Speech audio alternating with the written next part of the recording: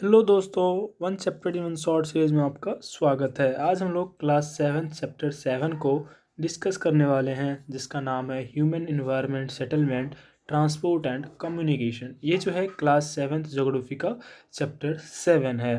तो चलिए हम लोग इसका डिवीजन स्टार्ट करते हैं। तो पहला पॉइंट आ जाता है human beings are depend on their environment. मतलब कि जो भी ह्यूमंस हैं, जितने भी लिविंग ऑर्गेनिजम्स कह सकते हैं, वो सभी अपने इन्वायरमेंट पे क्या है, डिपेंडेंट है। इन्वायरमेंट क्या होता है, इकोसिस्टम क्या होता है, ये सब चैप्टर 1 में ही हम लोग डिस्कस कर चुके हैं। अगर आप उसका रिवीजन नहीं है तो आप उसका भी वीडियो रिवीजन कर सकते हैं one chapter in one short series में जाके। ठीक है, तो चलिए हम लोग अब स्टार्ट करते हैं। तो मतलब पहला पॉइंट क्या है कि जितने भी ह्यूमन बींग्स है वो अपने इन्वायरमेंट के बिना नहीं जी सकता है, वो अपने इन्वायरमेंट पे डिपेंडेंट होते हैं। To grow food, build homes, and develop better means of transport and communication, human beings have modified the environment. Human ने क्या किया, अपने इन्वायरमेंट के साथ तो क्या कर सकता है, डिपेंडेंट रहना पड़ेगा उसको। विदाउट इन्वायरमेंट वो सर्वाइव नहीं कर पाएगा। तो उन्होंने क्या किया, अपने लाइफ को ईजी करने के लिए, कौन, ह्यूमन बींग्स अपने लाइफ को ईजी करने के लिए उन्होंने क्या किया, मतलब उसने इन्वायरमेंट को मॉडिफाई कर दिया, जिसे हम लोग मैन मेड इन्वायरमेंट भी कहते हैं। हम लोग ये सब चीज़ें पढ़ चुके हैं, मैन मेड इन्वायरमेंट कहते हैं। क्यों, उन्होंने, मैन ने क्या किया, ह्यूमंस ने क्या किया, अपने इन्वायरमेंट को मॉडिफाई कर दिया ताकि उसका लाइफ क्या रहे, अच्छा से रहे। इसमें कुछ पॉइंट्स आते हैं। अगला पॉइंट आ जाता है सेटलमेंट। सेटलमेंट क्या होता है, तो settlement are a place where peoples build their homes. Settlement क्या होता है, एक जगह का नाम है जहाँ पे लोग अपना घर बना लेते हैं, उसे क्या बोलते हैं, सेटलमेंट बोलते हैं। Earlier, human beings lived on trees and caves, and when crops were grown by them, the settlement grew near the river village as water was easily available and land was fertile। मतलब कि पहले के ज़माने में जो लोग होते थे वो कहाँ रहते थे, ट्री, पेड़ पे रहते थे। केव मतलब गुफा में रहते थे।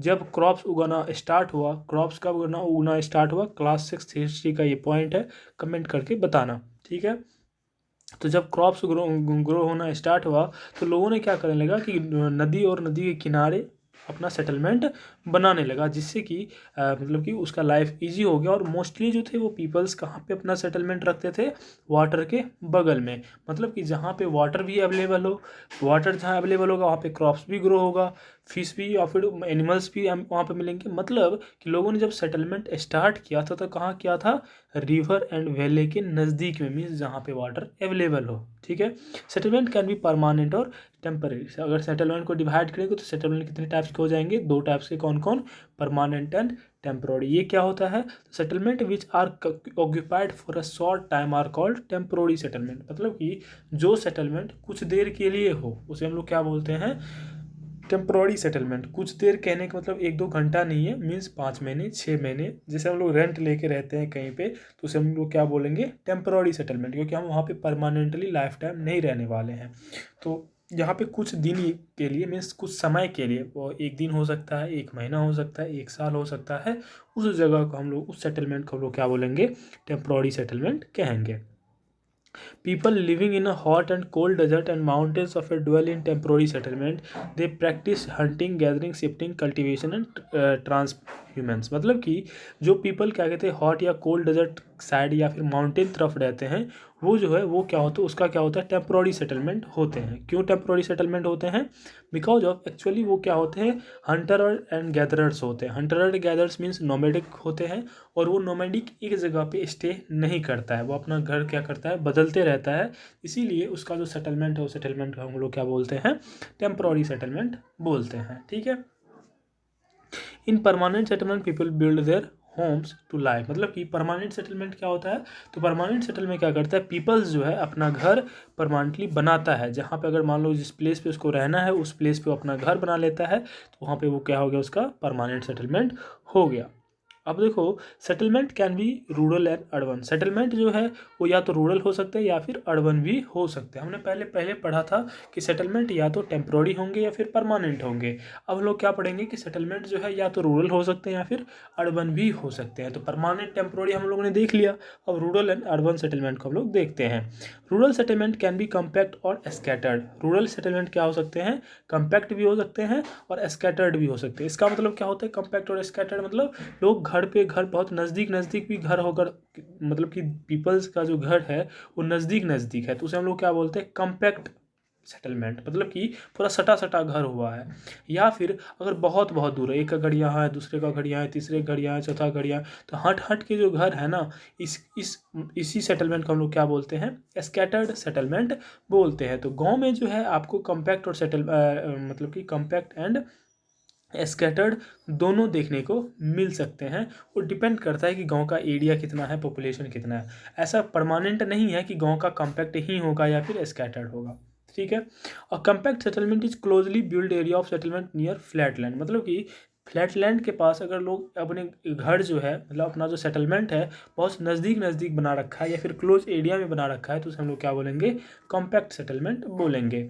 इन scattered settlement dwelling are space over existence area, this type of settlement is usually found in hilly tracts and thick forest, मतलब कि स्कैटर्ड सेटलमेंट जो जो घर होते हैं वो क्या होते हैं, बहुत दूर दूर होते हैं। जिस तरह से ड्वेलर्स रहते हैं, मतलब कि एक कहीं यहाँ कोई यहाँ पे है, कोई वहाँ पे है, तो इस तरह से अलग अलग जगह पे दूर दूर रहते हैं, तो उसे बोलते हैं स्कैटर्ड सेटलमेंट। ये ज़्यादातर आपको हिली एरिया या फिर हिली ट्रैक्ट्स में देखने को आपको मिलेंगे, मीन्स हिली एरिया में देखने को मिलेंगे, और फॉरेस्ट में आपको ये चीज़ें देखने को मिलेंगे। और गांव में भी ऐसा सेटलमेंट कहीं देखने को मिलता है, किसी का घर यहाँ है, किसी का घर जो है उस बाध में है, अलग अलग ज़मीन पर अलग अलग घर दूर दूर होते हैं।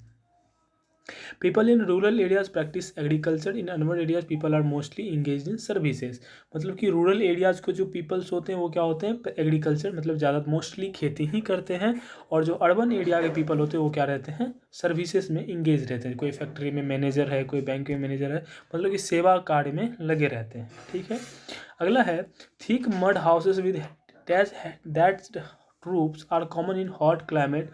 Local materials like sand, stone, mud and clay are use to construct house, मतलब कि घर जो है, घर आपको अलग अलग टाइप के देखने को मिलेंगे। और रूरल एरियाज में घर जो होंगे आपको मड हाउसेस मिलेंगे, वहाँ पे ज़्यादा कॉमन मिलेंगे मड हाउसेस।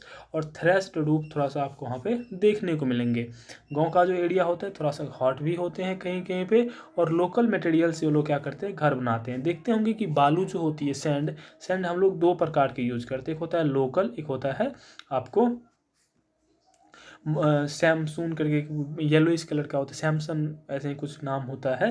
मतलब कि लोकल भी बालू होते हैं और सैमसंग भी होते हैं। लोकल में क्या होता है कि नदी से बालू निकालते हैं, तो लोग इससे भी घर बनाते हैं। तो घर जो गांव में बनाए जाते हैं वो या तो लोकली जो चीज़ अवेलेबल होती है उससे लोग घर बनाते हैं। लेकिन अर्बन एरिया में जो सेटलमेंट होता है, अर्बन एरिया में सेटलमेंट कैसे होंगे, वो आपको कॉम्पैक्ट होंगे। कैसा होंगे, कॉम्पैक्ट होंगे, क्योंकि अर्बन एरिया जो पॉपुलेशन बहुत ज़्यादा होता है और लैंड जो होती है, एरिया जो होती है वो क्या होती है, कम होती है। तो इसीलिए रूरल एरियाज में आपको ये दोनों देखने को मिलेंगे, लेकिन अर्बन एरियाज में कॉम्पैक्ट ही आपको देखने को मिलेंगे। अर्बन एरिया के लोग किस चीज़ में इंगेज रहते हैं हम लोगों ने देख लिया। और अर्बन जो एरिया होते हैं वो वहाँ के जो हाउस होते हैं वो पक्का हाउस होते हैं जनरली, और वहाँ पर का जो घर होते हैं वो मतलब कि अच्छी क्वालिटी के हम से कह सकते हैं। अब जो है हमारा अगला पॉइंट है ट्रांसपोर्ट। ट्रांसपोर्ट क्या होता है, इस चीज़ों को हम लोग देखने वाले हैं। ट्रांसपोर्ट, एक मिनट रुक जाओ, चलो अब नॉइज खत्म होगी। चलो ट्रांसपोर्ट क्या होता है इसको हम लोग देखते हैं। Transport is means by which peoples and goods move, मतलब कि ट्रांसपोर्ट मतलब होता है क्या है, ट्रांसपोर्ट मतलब होता है एक जगह से दूसरी जगह जाने का जो प्रोसेस होते हैं, मतलब जाने को ही क्या बोलते हैं, ट्रांसपोर्ट बोलते हैं। मतलब यहाँ से एक जगह से दूसरी जगह कोई चीज़ जा रहा है तो उसे हम लोग क्या बोलेंगे, ट्रांसपोर्टेशन बोलेंगे। उसमें या तो ये ह्यूमन्स हो सकते हैं या फिर कोई गुड्स हो सकते हैं। वो अगर एक जगह दूसरी जगह जा रहा है तो उसे हम लोग क्या बोल देंगे, ट्रांसपोर्टेशन बोल देंगे। With the invention of wheel transport become easier, जब हम लोग पढ़े हुए थे कि व्हील का इन्वेंशन क्लास 6 हिस्ट्री में, तो जब व्हील का इन्वेंशन हुआ था तो लोगों में ट्रेडिंग बढ़ गई थी, क्या क्या रीजंस थे वो सब चीज़ हम लोग देखे हुए थे। तो हुआ क्या कि जब व्हील का इन्वेंशन हुआ तो उन लोगों का ट्रांसपोर्ट क्या हो गया, ईजी हो गया। बहुत दूर दूर तक लोग ट्रांसपोर्ट करने लग गए और बहुत ज़्यादा सामान लेके एक जगह से दूसरे जगह लोग ट्रेडिंग भी करने लग गए। तो व्हील क्या किया, मतलब कि ट्रांसपोर्ट का मतलब कि बदल के रख दिया जाए, है ना, व्हील का invention. Earlier donkeys, mules, bullocks and camels were used for transportation, मतलब कि जब तक हमारा व्हील का इन्वेंशन नहीं हुआ था उसके बाद भी लोग क्या करते थे, डंकीज, म्यूल्स, बुलॉक्स, कैमल्स, ये सब का क्या करते थे वो लोग यूज करते थे ट्रांसपोर्टेशन के लिए। बुलॉक में तो आ जाता है वो लकड़ी भी आ जाती है चक्के की, वो चक्के जो है क्या कहते हैं, जब इन व्हील का इन्वेंशन हुआ तब बुलॉक्स, बुल कार्ट ये सब चीज़ें बनाए गए थे। व्हील के इन्वेंशन से पहले लोग डंकी, म्यूल्स, बफलो इस सब के बैठ के क्या करते थे, एक जगह से दूसरे जगह जाया करते थे। फिर उसके बाद जैसे ही व्हील का इन्वेंशन हुआ, लोगों ने बुल्लॉक वगैरह सब इन्वेंट किया और वहाँ से ट्रांसपोर्टेशन स्टार्ट किया। तो उसके बाद इन्वेंशन इस तरह से होने लग गया, वो इस तरह से ट्रांसपोर्टेशन में इम्प्रूवमेंट हुई, चेंजेज हुई। ठीक है। Earlier traders took land route or sea route for transportation. Now it's take only 6 to 8 hours to travel from India to Europe. पहले के लोगों को इंडिया से यूरोप जाने में, कि यहाँ पे रेफरेंस ले लिया है इंडिया एंड यूरोप। पहले के ज़माने में इंडिया से यूरोप जाने के लिए कम से कम 6 मतलब कि बहुत दिनें लग जाती थी। हम लोग पढ़े हुए थे कि फाहियान के बारे में पढ़े हुए थे, फिर हम लोग ज्योग्राफी या फिर हिस्ट्री में ही पढ़े हुए थे, जो क्या कहते हैं वास्को डिगामा था, उसको कितना साल कहाँ से कहाँ ट्रेवल करने लग गए। तो पहले का जो ट्रांसपोर्टेशन सिस्टम था, पहले का जो ट्रांसपोर्टेशन का मतलब कि इस मतलब टेक्नोलॉजी थी बहुत कम होने की वजह से लोगों को ट्रांसपोर्टेशन दूर दूर बहुत लंबे लंबे समय तक करने होते थे। लेकिन आजकल जो है ट्रांसपोर्टेशन डेवलप्ड होने के कारण आज हम लोग बहुत कम समय में बहुत दूर दूर दूरी तय करते हैं। और यहाँ पे एक रेफरेंस भी दे दिया है कि 6 से 8 किलोमीटर लगते हैं इंडिया से यूरोप जाने में आज के समय में, और पहले ना जाने कितने महीने लग जाते थे, कितने दिन लग जाते थे, वो डिपेंड करता था रूट पे। The 4 major means of transport are roadways, railways, waterways and airways. मतलब कि जो हम ट्रांसपोर्ट करते हैं, ट्रांसपोर्ट किसी 4 ही माध्यम से कर सकते हैं। मेनली 4 माध्यम होते हैं ट्रांसपोर्टेशन के। कौन कौन? एक माध्यम होता है रोडवे, दूसरा होता है रेलवे, तीसरा होता है वाटरवे और चौथा होता है एयरवे। मेनली जो है इसी चारों मेथड के थ्रू क्या होता है, ट्रांसपोर्टेशन होती है। अब हम जो है इस चारों को अलग अलग तरीके से हम लोग देखेंगे। तो पहले आ जाता है रोडवेज। रोडवेज में क्या होता है, the most commonly used means of transport specially for short distance are roads, they can be metalled और अनमेटल्ड। मतलब कि अगर आपको कम दूरी तय करना है, कम दूरी का आपको मतलब कि ट्रांसपोर्ट करना है, तो आप रोड के थ्रू जाएंगे। और रोड जो होते हैं वो या तो मेटल्ड हो सकते हैं या फिर अनमेटल्ड हो सकते हैं। मेटल्ड अनमेटल्ड मतलब क्या होता है, इसको हिंदी में अगर बोले तो कच्ची या पक्की सड़क। पक्की सड़क को मेटल्ड बोलते हैं और कच्ची सड़क को अनमेटल्ड बोलते हैं। तो अगर हम ट्रांसपोर्टेशन कर रहे हैं रोड के थ्रू, तो या तो कोई कच्ची सड़क होगी या पक्की सड़क होगी, ये हो सकती है। और हम रोड के थ्रू कोई कुछ ही कम दूरी को तय करने में इन्वॉल्व होते हैं, मतलब कम दूरी तय करते हैं रोडवेज के थ्रू। ठीक है। मनाली ले highway in the Himalayan mountain is the one of the highest roadways in the world. मतलब कि मनाली ले हाईवे जो है ये वर्ल्ड का सबसे क्या है, हाईएस्ट रोडवेज कंसीडर की जाती है। Road builds underground are called subway व अंडरपाथ। मतलब कि कहीं कहीं पे टनल टाइप से ज़मीन के अंदर घर बनाई जाती है, उसे क्या कहा जाता है, अंडरग्राउंड रोड भी कहा जाता है। कहीं कहीं पे उसे सबवे जनरली कहा जाती है या फिर अंडरपाथ कहा जाती है। मतलब जो टनल में रोडवेज होंगे उसे हम लोग क्या, टनल टाइप से रोडवेज होंगे उसे हम क्या बोलेंगे, आपको सबवे बोला जाता है। और मनाली ले हाईवे क्या है, सबसे हाईएस्ट रोडवेज है। Flyovers are built over raised structure. Flyover क्या होता है, तो फ्लाईओवर रेज स्ट्रक्चर मतलब कि सबसे गहरा, मतलब कि ज़मीन के अंदर से अगर रोड बना हुआ है तो उसे क्या बोलते हैं हम लोग, सबवे। और ज़मीन के ऊपर से अगर बना हुआ है तो उसे क्या बोलते हैं, फ्लाईओवर। जैसे कि हम देखे होंगे कि क्या कहते हैं, नीचे से भी मतलब कि रोड जा रही है, इसको इधर से पुल जाती है और ऊपर से भी रोड जा रही है, तो इसे बोलते हैं फ्लाईओवर। ऊपर वाले क्या बोलते हैं, फ्लाईओवर बोला जाता है। तो ये था ट्रांसपोर्टेशन के कुछ पॉइंट्स, और मतलब कि रोड ट्रांसपोर्टेशन के रोडवेज के कुछ पॉइंट्स है। रोडवेज क्या होता है, कैसे क्या होता है, सब चीज़ हम लोगों ने रोडवेज में देख लिया। अब जो है दूसरा मीन्स ऑफ ट्रांसपोर्ट पे जाते हैं जिसका नाम है रेलवेज। तो the railway carry heavy goods and people over long distance quickly and economically. मतलब कि रेलवे जो है, रेलवे के थ्रू लोग बहुत दूर दूर तक जाते हैं और रेलवे के थ्रू बहुत हैवी सामान सब एक जगह से दूसरी जगह जाते हैं। ये बहुत ही चीप होते हैं। ये क्या होते हैं, चीप होते हैं विद रिस्पेक्ट टू रोडवेज या फिर एयरवेज या फिर वाटरवेज, है ना। The invention of steam engine and industrial revolution help in speedy development of rail transport. Rail transport में रिवॉल्यूशन लाने के लिए किसका किसका श्रेय जाता है, स्टीम इंजन को जाता है। पहले भाप इंजन चलती थी, देखे होंगे मूवी वगैरह में दिखाई जाती है, कोयला दे दे के ट्रेन चलाते थे। आजकल इलेक्ट्रिकल ट्रेन आ गई, स्पीडी बढ़ गई, है ना। तो आपको कमेंट करने को बताना है कि वर्ल्ड का सबसे हाईएस्ट स्पीड वाली ट्रेन का क्या नाम है, कमेंट कर देना, और कहाँ पे चलती है। ठीक है। तो पहले के ज़माने में स्टीम इंजन जो थी, वो स्टीम इंजन, लोग स्टीम इंजन का ट्रेन पे चलते थे। बाद में उसमें डेवलपमेंट भी, रिवॉल्यूशन आया और आज तो बहुत स्पीडी डेवलपमेंट हो चुके हैं, बहुत फास्टेस्ट ट्रेन भी हो चुके हैं। ठीक है, तो रेलवेज क्या होते हैं? रेलवेज हैवी गुड्स को ले जाने में होता है और ये थोड़ा सा चीपली होता है, अच्छा होता है, लॉन्ग डिस्टेंस के लिए ये लोग कैरी करते हैं। Diesel and electric engines have large replaced by the steam engine, मतलब कि डीजल स्टीम इंजन के बाद आ गया डीजल इंजन, उसके बाद आ गया इलेक्ट्रिकल इंजन। तो पहले डीजल और इलेक्ट्रिकल इंजन जो है स्टीम इंजन को मतलब रिप्लेस कर दिया। क्या? क्योंकि स्टीम इंजन सफिशियंट नहीं था, बहुत ही वोर्स था। लेकिन फिर भी जब तक हमारे पास टेक्नोलॉजी नहीं थी, स्टीम इंजन ही हमारे रेलवेज को, मतलब कि रेलवेज का भी कॉन्सेप्ट जो है स्टीम इंजन के थ्रू ही जनरेट हुई थी। New super fast train have been introduce to make traveling faster, नया नया जो है सुपर फास्ट ट्रेन वगैरह सब बनाए गए हैं ताकि हमारा जो ट्रांसपोर्टेशन है वह रेलवेज वो बहुत ही फास्ट हो सके। Indian railway network in the largest in Asia, मतलब कि इंडिया का जो मतलब कि रेलवे नेटवर्क है वो सबसे लार्जेस्ट है एशिया का, मतलब एशिया का सबसे बड़ा मतलब कि railway network Indian railway network है। अब दो क्वेश्चन और मैं दे रहा हूँ, आपको कमेंट करके बताना है। सबसे लंबा रेलवे नेटवर्क, मतलब कि सबसे लंबा जो ट्रेन चलती है रेलवे नेटवर्क है उसका क्या नाम है, और सबसे ऊंचा रेलवे स्टेशन मतलब कि रेलवे ट्रैक का क्या नाम है, वो आपको बतानी है। अगला जो मीन्स ऑफ ट्रांसपोर्ट है उसे बोलते हैं वाटरवेज ट्रांसपोर्ट। मतलब मीन्स ऑफ ट्रांसपोर्ट में क्या होता है? तो waterways are the cheapest for carrying heavy and bulky goods over long distance. Waterway क्या होता है? सबसे चीपेस्ट होता है, मतलब सबसे सस्ता होता है, ज़्यादा दूरी तक हमको बहुत ही भारी और बल्कि गुड्स को ले जाने में सबसे सस्ता माध्यम अगर बात करेंगे तो क्या होता है? वाटरवेज होते हैं। There are mainly two types of routes, inland waterways and sea route, मतलब कि वाटरवेज का जो दो ही टाइप के आपको रूट देखने को मिलेंगे, एक होता है इनलैंड वाटरवेज और दूसरा होता है sea route. Navigable rivers and lakes are use to inland waterway, मतलब कि इनलैंड वाटरवे और सी रूट दो मेथड होते हैं वाटरवेज से ट्रांसपोर्टेशन का। तो वाटरवेज क्या होते हैं, इनलैंड वाटरवे क्या होते हैं? इनलैंड वाटरवे में रिवर्स के थ्रू जो ट्रांसपोर्टेशन होती है या लेक्स के थ्रू जो ट्रांसपोर्टेशन होती है उसे बोलते हैं इनलैंड वाटरवे। जैसे कि बड़े बड़े रिवर्स है, गंगा, ब्रह्मपुत्रा, इस सब में जो ट्रांसपोर्ट की जाती है, ये सब